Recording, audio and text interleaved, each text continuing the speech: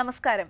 Doctor ലൈവിലേക്ക് എല്ലാ പ്രേക്ഷകർക്കും സ്വാഗതം. ഇന്ന് ഡോക്ടർ ലൈവ് ചർച്ച ചെയ്യുന്നത് ലിവർ സിറോസിസിനെ കുറിച്ചാണ്. ഈ വിഷയത്തിൽ പ്രേക്ഷകരുടെ സംശയങ്ങൾക്ക് മറുപടി നൽകുന്നത് ഡോക്ടർ അഭിലാഷാണ്. ഡോക്ടർ അഭിലാഷ് തിരുവനന്തപുരം കിംസ് ഹോസ്പിറ്റലിലെ ഗ്യാസ്ട്രോ എൻട്രോളജി വിഭാഗം കൺസൾട്ടൻ്റാണ്.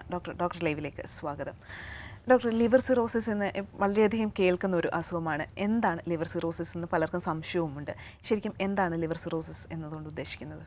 ലിവർ സിറോസിസ് എന്ന് പറയുന്നത് കരൾ ചുരുക്കം അല്ലെങ്കിൽ കരൾ ദ്രവിച്ചു പോകുന്നൊരവസ്ഥയാണ്. നമ്മുടെ കരൾ എന്ന് പറഞ്ഞു കഴിഞ്ഞാൽ നമുക്കറിയാമല്ലോ, ഒരു 1.5 കിലോഗ്രാം ലാർജസ്റ്റ് സോളിഡ് ഓർഗൻ ആണ് നമ്മുടെ ശരീരത്തിൻ്റെ. അത് വലത് വശത്ത് ഉദരത്തിൻ്റെ മുകൾ ഭാഗത്തും വയറിന് താഴെയായിട്ടും വരുന്ന ഒരവയവമാണ്. അപ്പോൾ പല കാരണങ്ങളാൽ ലിവർ സിറോസിസ് വരാം. അപ്പം ഏറ്റവും കൂടുതൽ നമ്മുടെ നാട്ടിൽ കാണുന്ന മദ്യപാനം, അതുപോലെ ഹെപ്പറ്റൈറ്റിസ് അണുബാധകൾ, അതുപോലെ തന്നെ ഓട്ടോഇമ്യൂൺ ഹെപ്പറ്റൈറ്റിസ്, ജനിതകമായ അസുഖങ്ങൾ, പല കാരണങ്ങളുണ്ട്. ഇതിൽ സംഭവിക്കുന്ന വെച്ചാൽ ലിവറിൻ്റെ ആർക്കിടെക്ചർ, നമ്മുടെ കരൾ നോക്കുകയാണെങ്കിൽ കരളിൻ്റെ കോശങ്ങളും രക്തനാളികളും അതുപോലെ പിത്തനാളികളും ഇതിൻ്റെ ഒരു വളരെ വെൽ ഡിഫൈൻഡ് ഒരു ആർക്കിടെക്ചർ ലിവറിനുണ്ട്. അപ്പോൾ അത് നഷ്ടപ്പെടുന്ന അവസ്ഥ, അപ്പോൾ കരൾ ശുഷ്കിച്ച് ഈ ഒരു ആർക്കിടെക്ചർ നഷ്ടപ്പെട്ട് കുമിളകൾ പോലെ നോഡ്യൂൾസായി മാറുന്ന ഒരു അവസ്ഥയാണ് നമ്മൾ ലിവർ സിറോസിസ് എന്ന് പറയുന്നത്.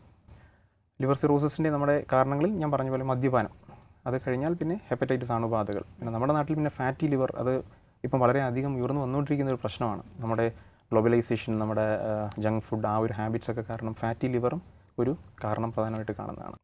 അപ്പോൾ നമ്മൾ മദ്യം എന്ന് പറയുമ്പോൾ നമുക്ക് ഒരു ഫിക്സഡ് ഒരു ആവറേജ് ഡോസ് നമ്മൾ പറയാറുണ്ട്. ഇപ്പോൾ നമുക്ക് ഒരാഴ്ച 21 യൂണിറ്റ് പുരുഷന്മാരിലും ഒരു 14 യൂണിറ്റ് സ്ത്രീകളിലും ഒരു 10 വർഷം ഉപയോഗിക്കുമ്പോൾ ഇതൊരു ആവറേജ് ഡോസ് ആണെങ്കിലും നമ്മൾ പലപ്പോഴും കാണുന്നത് ഇങ്ങനെ ഒരു ഡോസ് വേണമെന്നില്ല.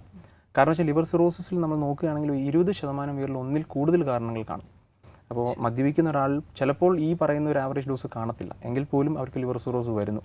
അതിൻ്റെ കാരണം ജനിതകമായിട്ടുള്ള കാരണം, അല്ലെങ്കിൽ ഈ പറഞ്ഞ പോലെ ഫാറ്റി ലിവർ. അപ്പോൾ ഇപ്പോൾ നമുക്കറിയാം ഡയബറ്റിസും, നമ്മുടെ നാട്ടിൽ ഡയബറ്റിസും ലോകത്തിൽ ഏറ്റവും കൂടുതൽ കാണുന്ന ഒരു രാജ്യമാണ് നമ്മുടെ കേരളം. അപ്പോൾ ഫാറ്റി ലിവർ, ഡയബറ്റിസ്, തൈറോയിഡ്, വണ്ണം, അമിതവണ്ണം, ഇപ്പോൾ മെറ്റബോളിക് സിൻഡ്രോം എന്ന് പറയുന്നത് നമ്മൾ ഡയബറ്റിസ്, ഹൈപ്പർ ടെൻഷൻ, കൊളസ്ട്രോൾ, അതുപോലെ അമിതവണ്ണം വരുന്ന ഈ ഒരു സിൻഡ്രോം കോമ്പിനേഷൻ വരുന്ന ആൾക്കാരിലും ലിവർ സിറോസിസ് വരാനുള്ള സാധ്യത കൂടുന്നു. ഡോക്ടർ, നമുക്കൊരു കോളർ കൂടിയുണ്ട്. ഡോക്ടർ ലൈവിലേക്ക് സ്വാഗതം. ആരാണ് വിളിക്കുന്നത്? എന്റെ പേര് ഷറഫു എന്നാണ്.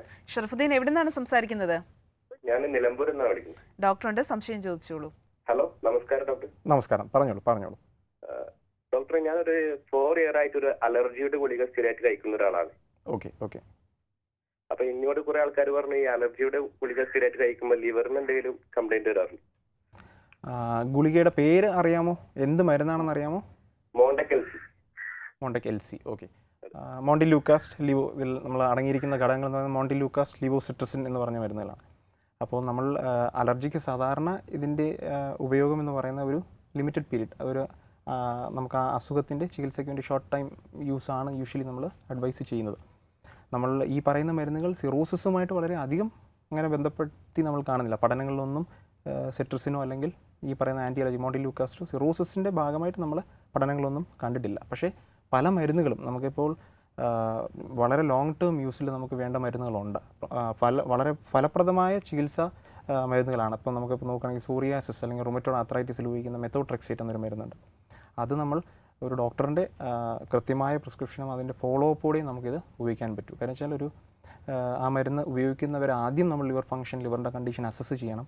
അത് കഴിഞ്ഞിപ്പോൾ ഒരു 2 വർഷമൊക്കെ മരുന്ന് ഉപയോഗിക്കുക, അല്ലെങ്കിൽ 2 ഗ്രാമോ അതിൻ്റെ ക്യുമുലേറ്റീവ് ഡോസ് ആവുകയാണെന്നുണ്ടെങ്കിൽ നമ്മൾ ചിലപ്പോൾ ലിവർ ബയോപ്സി ചെയ്ത് നോക്കേണ്ടി വരും. അപ്പോൾ നമ്മൾ വളരെ മോണിറ്റേർഡായിട്ട് ചില മെഡിസിൻസ് നമ്മൾ യൂസ് ചെയ്യേണ്ടി വരും. അതുപോലെ തന്നെ ലിവർ സിറോസിസ് ഉള്ളവരിൽ നമ്മൾ മരുന്നുകളുടെ പ്രയോഗവും വളരെ ശ്രദ്ധിച്ച് വേണം. കാര്യം വെച്ചാൽ നമ്മൾ സാധാരണ ഉപയോഗിക്കുന്ന പനിക്ക് ഉപയോഗിക്കുന്ന പാരസെറ്റമോൾ, അപ്പോൾ നമ്മളത് പാരസെറ്റമോൾ തന്നെ നമ്മൾ ഒരു നോർമൽ ഒരാൾ 500 മില്ലിഗ്രാം 4 നേരം വരെ ഉപയോഗിക്കാം. അപ്പോൾ തന്നെ 2 ഗ്രാം നമ്മളൊരു ദിവസം ഉപയോഗിക്കാം. പക്ഷേ സിറോസിസ് ഉള്ളവരിൽ നമ്മുടെ ക്യുമുലേറ്റീവ് ഡോസ് വളരെ കുറവാണെങ്കിൽ പോലും അവരിൽ പ്രോബ്ലംസ് വരാം. വിളിച്ചതിന് വളരെയധികം നന്ദി. ഡോക്ടർ, നമുക്ക് ഒരു കോളർ കൂടിയുണ്ട്. ഡോക്ടർ ലൈവിലേക്ക് സ്വാഗതം. ആരാണ് വിളിക്കുന്നത്? എവിടെ നിന്നാണ് സംസാരിക്കുന്നത്? ഡോക്ടറുണ്ട്, സംശയം ചോദിച്ചോളൂ. പറഞ്ഞോളൂ. ഒരു വർഷം മുമ്പ് മഞ്ഞപ്പിത്തം വന്നായിരുന്നു നല്ലപോലെ. അപ്പൊ എനിക്ക് ഇനി ഇത് പ്രിവെന്റീവ് ആയിട്ട് വാക്സിൻ പോലും എടുക്കേണ്ട കാര്യമുണ്ടോ? ലിവറിനാണ് വന്നത്. അതെ. മഞ്ഞപ്പിത്തം ഏത് മഞ്ഞപ്പിത്തമാണെന്ന് പറഞ്ഞായിരുന്നു ഡോക്ടർ അന്ന് കണ്ടപ്പോൾ? ഹെപ്പറ്റൈറ്റിസ് എ ആയിരുന്നു. ഓക്കെ. നമുക്ക് എത്ര വയസ്സായിപ്പോ? എനിക്ക് 21 വയസ്സ്. 21 വയസ്സായി. ഓക്കെ. എന്താണ് ചെയ്യുന്നത്? ഞാനിവിടെ നോർമലി ഇംഗ്ലീഷ് മരുന്നാണ് കഴിച്ചത്. പിന്നെ അതിനോടൊപ്പം തന്നെ അല്ല പച്ചമരുന്ന് അല്ല അല്ല ഞാൻ ഉദ്ദേശിച്ചത് എന്താണ് നമ്മുടെ ജോലി എന്താണ്? ഞാൻ സ്റ്റുഡന്റ് ആണ്, MCA സ്റ്റുഡന്റ് ആണ്. സ്റ്റുഡൻ്റ് ആണ്. Okay okay okay. അപ്പോൾ ഹെപ്പറ്റൈറ്റിസ് എ നമ്മൾ വന്നു കഴിഞ്ഞാൽ സാധാരണ ഒരു അക്യൂട്ട് അല്ലെങ്കിൽ നമ്മളൊരു ഷോർട്ട് ഡ്യൂറേഷൻ ഹെപ്പറ്റൈറ്റിസ് ഇൻഫെക്ഷനാണ്. അപ്പോൾ നമ്മൾ അതിൽ 99% കൂടുതൽ പേരിലും ഹെപ്പറ്റൈറ്റിസ് എ വന്ന് റിസോൾവ് ചെയ്ത് പോകാറേ ഉള്ളൂ. ഒരു 0.1 അല്ലെങ്കിൽ 1% താഴെ ആൾക്കാരിലാണ് കോംപ്ലിക്കേഷൻസ് വരാനുള്ള സാധ്യതയുള്ളത്. അക്യൂട്ട് ലിവർ ഫെയിലുവർ, കരളിൻ്റെ ഫെയിലുവർ എന്നുള്ള സ്റ്റേറ്റിലേക്ക് പോകാൻ സാധ്യതയുള്ളത്. അപ്പോൾ നമുക്ക് വാക്സിനേഷൻ അല്ലെങ്കിൽ പ്രതിരോധം വേണ്ട ഇതെന്ന് പറയുന്നത് ഹെപ്പറ്റൈറ്റിസ് ബി, അതിനെതിരെ നമുക്ക് പ്രതിരോധമുണ്ട്.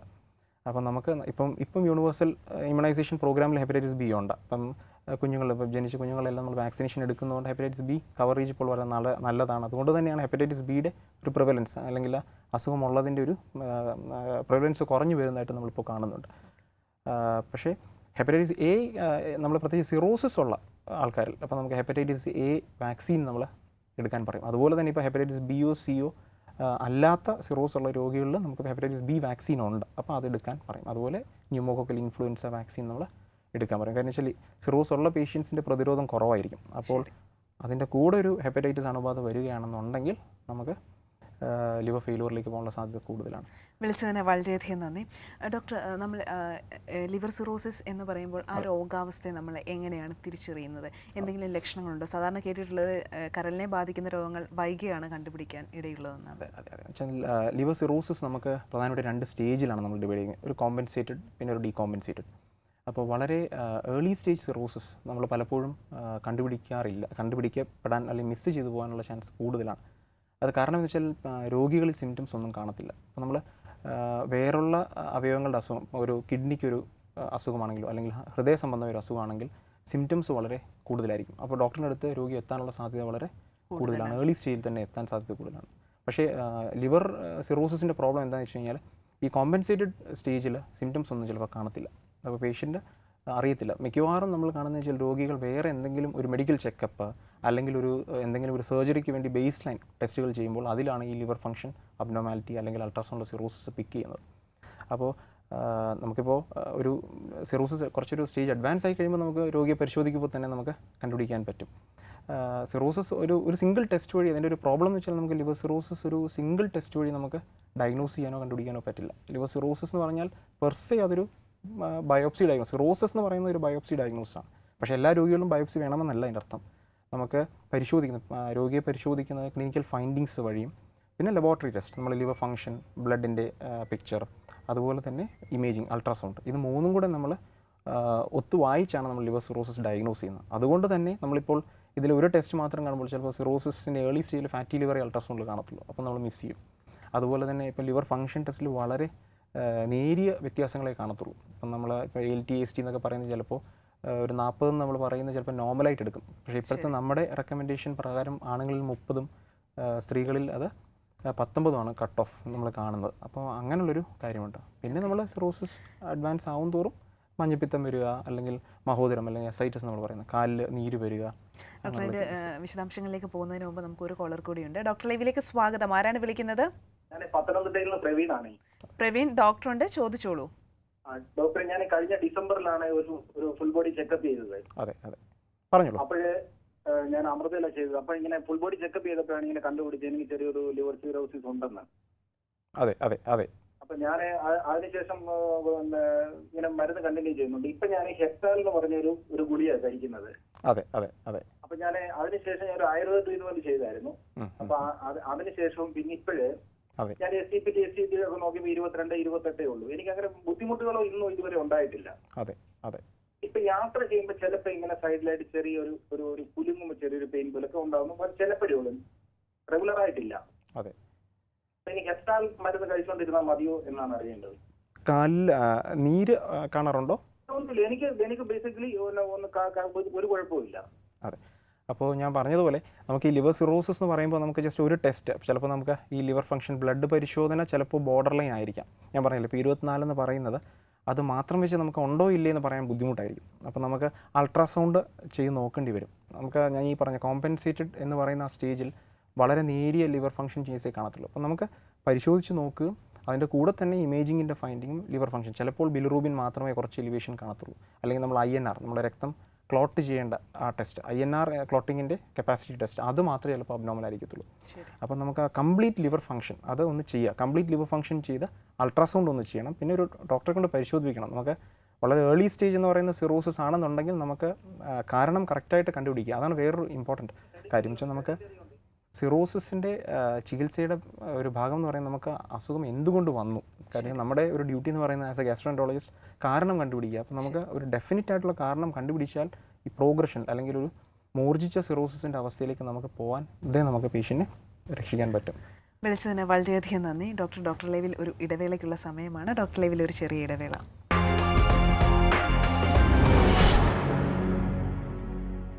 ഡോക്ടർ ലൈവിലേക്ക് വീണ്ടും സ്വാഗതം. ഡോക്ടർ, നമുക്ക് ഒരു കോളർ ഉണ്ട്.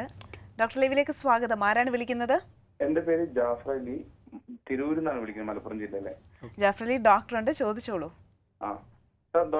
സാർ, ഈ ലിവർ സിറോസിസിന് വരാനുള്ള പ്രധാന കാരണം മദ്യപാനം മാത്രമാണോ?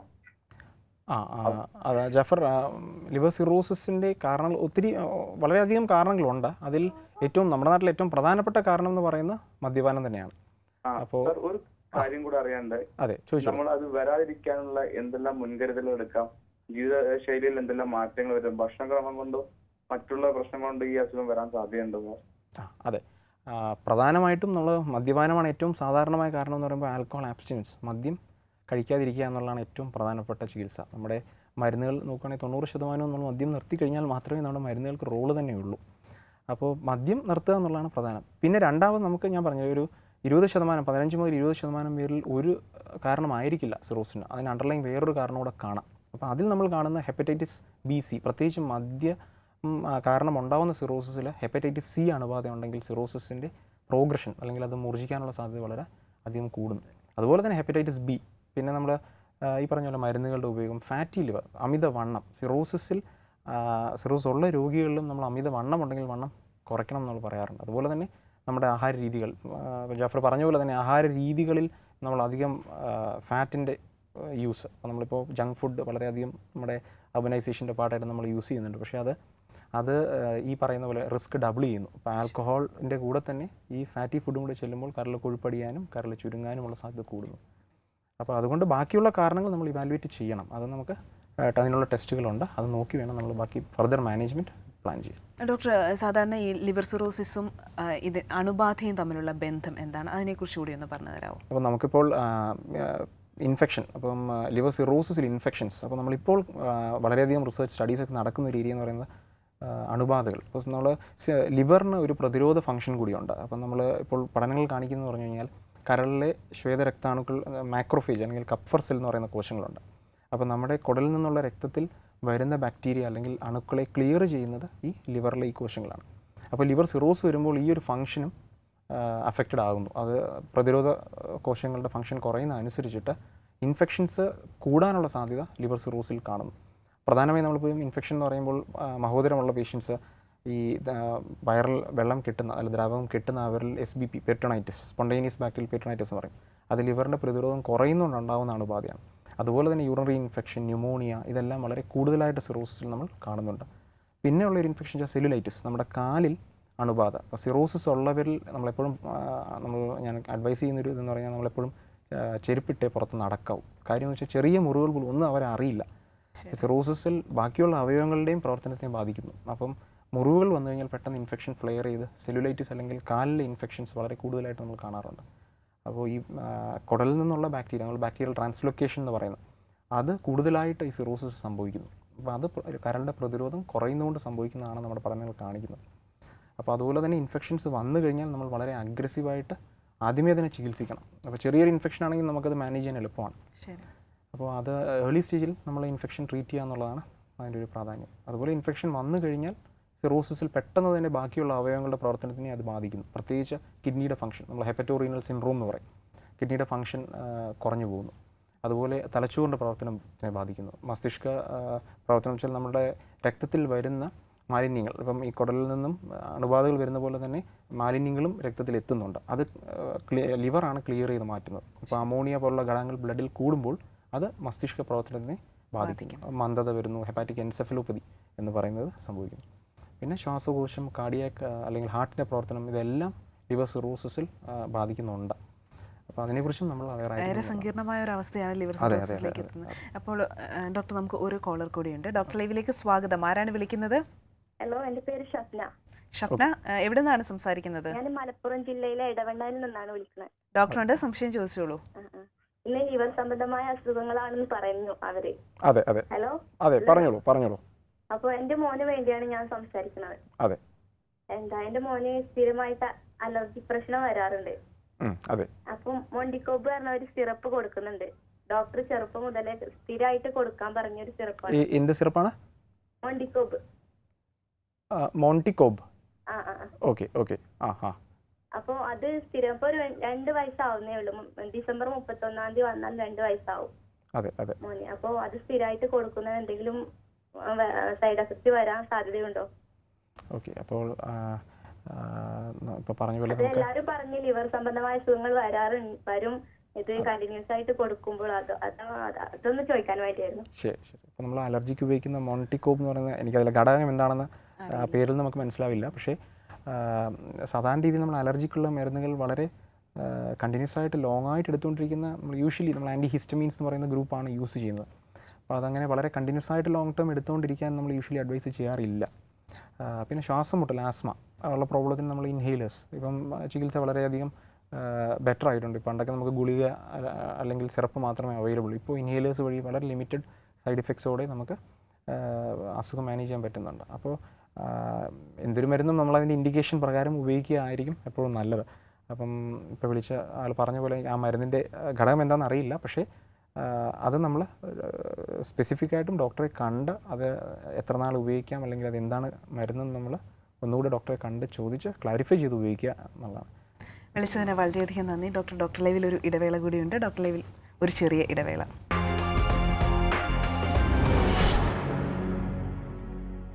ഡോക്ടർ ലൈവിലേക്ക് വീണ്ടും സ്വാഗതം. ലിവർ സിറോസിസിനെ കുറിച്ചാണ് ഇന്നത്തെ ഡോക്ടർ ലൈവ് ചർച്ച ചെയ്തുകൊണ്ടിരിക്കുന്നത്. ഡോക്ടർ, കരളിനെ സംബന്ധിക്കുന്ന എല്ലാ പ്രശ്നങ്ങളും വളരെയധികം സങ്കീർണമാകുന്ന അവസ്ഥയിലേക്ക് എത്തും. അപ്പം തന്നെ അതിൻ്റെ ചികിത്സാ രീതികൾ എത്രമാത്രം ഫലപ്രദമാണ്, ഏതൊക്കെ ചികിത്സാ രീതികളാണ് നിലവിലുള്ളത്, ഇതിനെക്കുറിച്ച് കൂടി അറിയേണ്ടതുണ്ട്. ഒന്ന് വിശദീകരിക്കാമോ? അപ്പോൾ നമുക്ക്, ഞാൻ പറഞ്ഞില്ലേ, ലിവർ സിറോസിന് നമുക്കൊരു കോമ്പൻസേറ്റഡ് ഉണ്ട്, ഒരു ഡീകോമ്പൻസേറ്റഡ് സ്റ്റേറ്റ് ഉണ്ട്. അപ്പോൾ ഏർലി സ്റ്റേജ് നമുക്ക് സിറോസിസ് ഒരു പേഷ്യൻറ്റ് കണ്ടുപിടിക്കുമ്പോൾ നമ്മൾ കാരണം അതാണ് നമ്മൾ പ്രധാനമായിട്ടും നമ്മൾ കണ്ടുപിടിക്കാൻ ശ്രമിക്കുന്നത്. അപ്പം ആൽക്കഹോൾ ആണെന്നുണ്ടെങ്കിൽ ചൈൽഡ് എ ബി സി എന്ന സ്റ്റേജിങ്, അല്ലെങ്കിൽ നമ്മളിപ്പോൾ കോമ്പൻസേറ്റഡ് എന്ന് പറയുമ്പോൾ നമ്മൾ രോഗിയെ പരിശോധിക്കുകയാണെങ്കിൽ ആ രോഗിക്ക് അന്നനാളത്തിൽ രക്തക്കുഴലിന് വീക്കമോ അല്ലെങ്കിൽ മഹോദരമോ ഒന്നും കാണത്തില്ല. പിന്നെ ഒരു സെക്കൻഡ് സ്റ്റേജ് ആകുമ്പോഴത്തേക്കിനും പേഷ്യൻസിന് അന്നനാളത്തിൽ രക്തക്കുഴലിൽ വീക്കം വരുന്നു.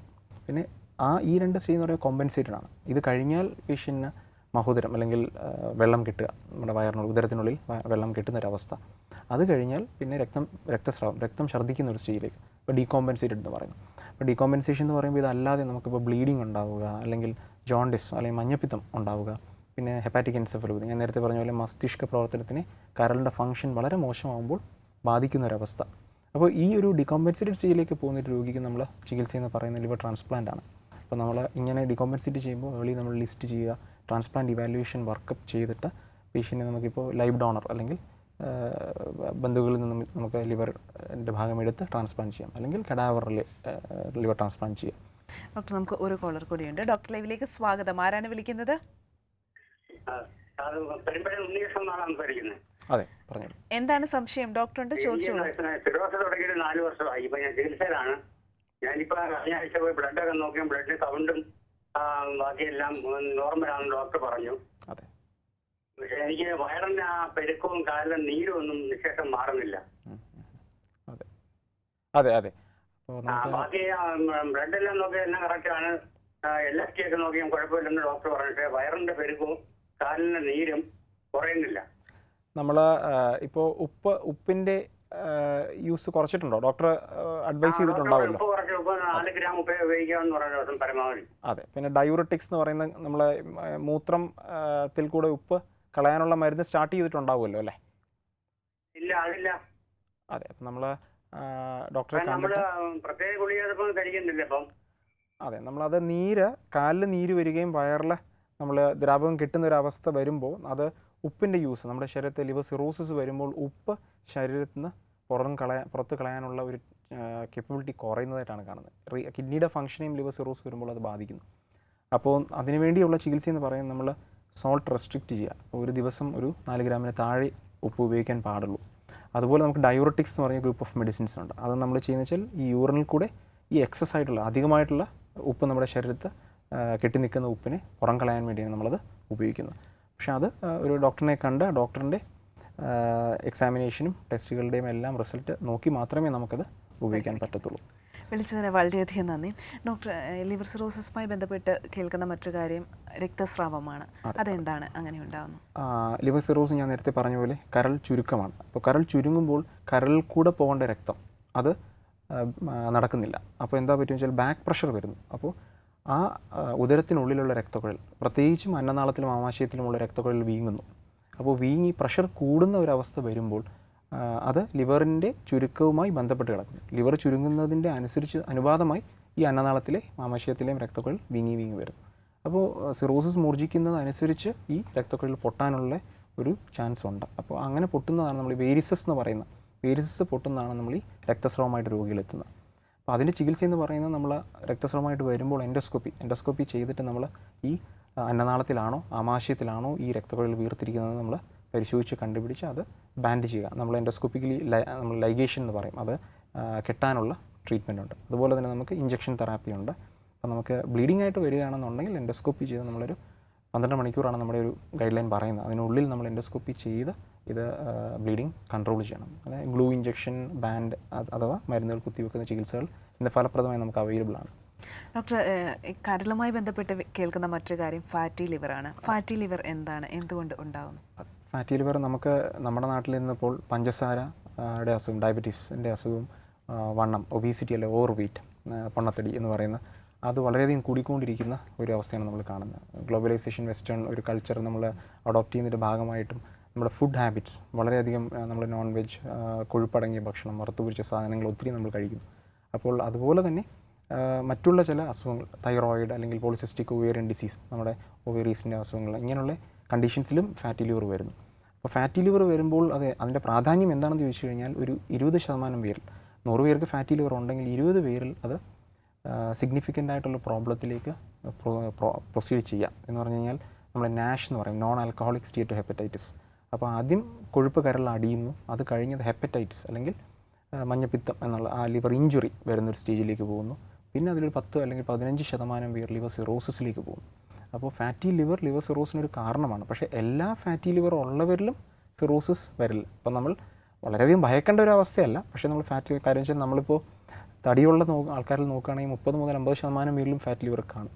അപ്പോൾ നമ്മുടെ OPയിൽ തന്നെ ഔട്ട് പേഷ്യൻ്റ് ക്ലിനിക്കിൽ പോലും ഫാറ്റി ലിവർ എന്ന് വളരെയധികം കൂടിക്കൊണ്ടിരിക്കുന്ന ഒരു സ്റ്റേജാണ് നമ്മൾ കാണുന്നത്. അപ്പോൾ ഫാറ്റി ലിവർ ഉണ്ടായിക്കഴിഞ്ഞാൽ നമ്മൾ ആദ്യം ലിവർ ഫംഗ്ഷൻ ടെസ്റ്റ് ചെയ്ത് നോക്കണം. ലിവർ ഫംഗ്ഷൻ ടെസ്റ്റ് അബ്നോർമൽ ആണെന്നുണ്ടെങ്കിൽ നമ്മൾ അതിനുവേണ്ടി ചികിത്സയും പ്രധാനമായിട്ടും ഡയറ്റ്, നമ്മുടെ ആഹാര രീതികൾ, ജീവിതശൈലി അതെല്ലാം ഇമ്പ്രൂവ് ചെയ്യേണ്ടി വരും. പിന്നെ എക്സസൈസ്, നമുക്ക് ഡെയിലി 1 മണിക്കൂറെങ്കിലും നടക്കുക, റിസ്ക് വാക്കിംഗ് ചെയ്യുക എന്നുള്ള സിമ്പിൾ എക്സസൈസ് പോലും നമുക്ക് ഇഫക്റ്റീവ് ആണ് അതിന്. പിന്നെ ആവശ്യമുണ്ടെന്നുണ്ടെങ്കിൽ നമ്മൾ മെഡിസിൻസിലേക്കും നമുക്ക് അതിനുള്ള മെഡിസിൻസ് നമുക്ക് സ്റ്റാർട്ട് ചെയ്യേണ്ടി വരും. കരളിൻ്റെ സുരക്ഷിതത്വം നമ്മൾ വളരെയേറെ ശ്രദ്ധിക്കേണ്ട കാര്യമാണല്ലേ. വളരെയധികം നന്ദി ഡോക്ടർ. ഇന്നത്തെ ഡോക്ടർ ലൈവിൻ്റെ സമയം ഇവിടെ പൂർണ്ണമാവുകയാണ്. ഇന്നത്തെ ഡോക്ടർ ലൈവ് ഇവിടെ പൂർണ്ണമാകുന്നു. നമസ്കാരം.